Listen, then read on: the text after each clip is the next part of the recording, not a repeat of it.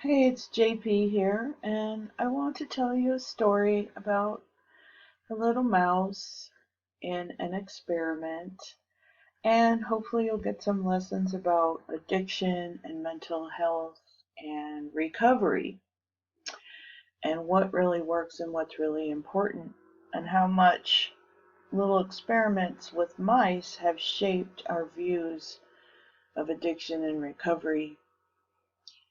And we can be addicted to, many different things. It can be substances, you know, we did a lot of experiments with mice with cocaine and heroin and hallucinogenics and things like that. And we can also be addicted to activities like gambling, um, adventurous or high risk type addictions. We can also be addicted to anger and even self-doubt and um, lots of different things we can get stuck into if we don't have a recovery environment or a recovery lifestyle or recovery attitude, and really all of those things kind of put together. So here's the story that I want to tell you about. So back in the day, they did a bunch of experiments with mice for addiction. And, what they basically did was they put them in cages and gave them a choice between water and the drug to see, if they would keep going towards the drug. And most of these little, mice in cages tended to use the drug and get addicted to the drug and all kinds of, crazy things. But it wasn't until later that, first, with these rat and mouse experiments, back in the 1980s, there was kind of a famous experiment they talked about where they put a rat in a cage alone with two water bottles. One is just water and the other water is laced with heroin or cocaine. Almost every time you run this experiment, the rat will become obsessed with the drugged water and keep coming back for more and more until it basically kills itself. So the opinion about drug addiction was that, one drug is so addictive, 9 out of 10 lab rats will use it and use it and use it until dead. And that was mainly cocaine. And the theory then extended to people that, it could do the same thing to you. But also, back in the 70s, a professor of psychology in Vancouver called Bruce Alexander noticed something odd about this experiment. He noticed that the rat is put into the cage all alone, has nothing to do but take drugs. So what would happen, he wondered, if we tried this differently? So Professor Alexander built Rat Park. It was a lush green cage where the rats would have colored balls and colored toys and the best food to eat and the best little tunnels and activities and things to do rather than just being alone in a cage with the basics and the, drug water. And he created these really cool little rat or mouse or rabbit towns that, a little critter could have everything they wanted, including plenty of friends to play with, as well as, tunnels to scamper down and bridges to crawl up. And Professor Alexander wanted to know what would happen then.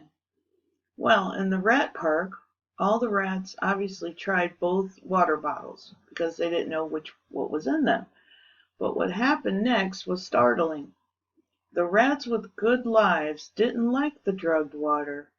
They mostly shunned it, consuming less than a quarter of the drugs that the isolated rats used.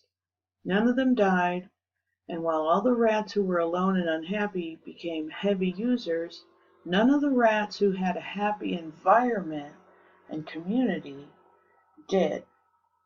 Another experiment came later where they took rats who were all alone and isolated in those cages, who had become terribly addicted. I believe that was like this one. And what they did was they took those addicted rats out of there and put them into the rich environment cages with community. And guess what? They started to use less and less of the drug, and even went through some little twittering and shaking like withdrawal, and just joined in the community and lived a little happy rat life, and started using less and less, if any at all. I thought this was profound knowledge to have come across and learn. Because in a recovery-rich environment with a recovery community, people can recover from everything from serious drug addiction and mental illness to devastating trauma and PTSD, and everything else in between. So if I've at least opened your eyes to that, then let's talk about a couple of resources for you. So on the website, samhsa.gov website, they have a ton of recovery materials. Now this one, Action Planning for Prevention and Recovery, a self-help guide, is one of the best. I'm going to show it to you here in a second. Very basic, but it's just very comprehensive, not a lot of fluff, just very easily readable. It's more like a pamphlet or a booklet. It's not like a big heavy book you have to read. So on the SAMHSA website, they have these different categories here. So under this category about treatment, prevention, and recovery, I went down here, recovery. They have 231 recovery pamphlets or publications, and a ton more, as you can see. But that's where I found this action planning book, is under recovery right here. And here it is, Action Planning for Recovery. And you can get it free as a digital download. You just click here and it opens up as a PDF. So I happen to grab it, and here it is. So what I like about it, it's 13 pages, like I said. There's the table of contents. And it talks about developing a wellness toolbox. So I think we need to develop a wellness toolbox, a wellness daily routine, and a weekly, monthly kind of routine that's very flexible, kind of like a living routine that you add things to it, different things, take things out, but having a core routine as a foundation, as well as developing a wellness community and connections. And that way, everybody's recovery toolbox and planning and routine are very individualized, but connective. So then it talks about having a daily maintenance plan, just your basic, bare minimum things you need to do to stay well or keep well, like having a little daily list of a checklist, like every day you're going to do a little exercise, drink a little water, get some sun, sleep, basic stuff. But this stuff is so critical. It really is accumulative, and it will add up over time to increase or decrease wellness depending on how much you stick to your routine. So if you want more wellness, up your routine. Okay, and then like a reminder list, because we all get off track. So, just little cheat sheet reminder lists. I love this kind of stuff because it just makes it so easy, not overwhelming. And then it talks about how to identify your triggers for getting upset or relapsing or whatever what triggers you have, so you can develop a strategy or an action plan to deal with them. Like, what will you do in the future the next time that trigger happens, and giving yourself lots of choices and options, and having your recovery wellness activities and planning all set up in advance so that these things don't have to keep you down as long as they did in the past. Okay, so look, just self-help is really about self-knowledge. So if you're self-aware of your early warning signs, then you can do more things about it. But in general, just maintaining your wellness, that daily the daily action plan, and then having like a weekly action plan where each week you're going to do, maybe one of 3 or 5 different things that's going to enhance your recovery. So just that right there, you are creating a really good environment for yourself.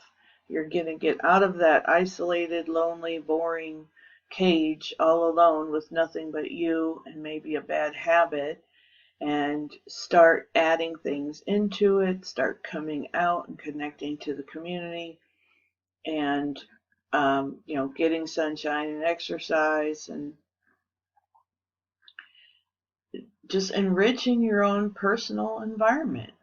And that's what really helps recovery, just like it helped the rats and the mice in the experiment. So, yeah, that's basically what I wanted to tell you about today.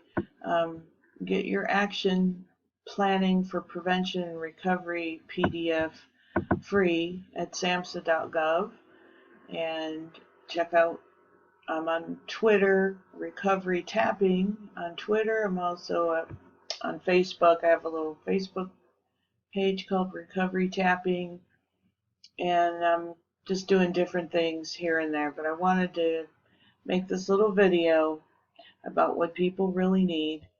We need connection, we need acceptance and non-judgment, we need empathy, and we just need to activate our interests and things that nourish us, and connect with other people who are into recovery, and you feel so much better.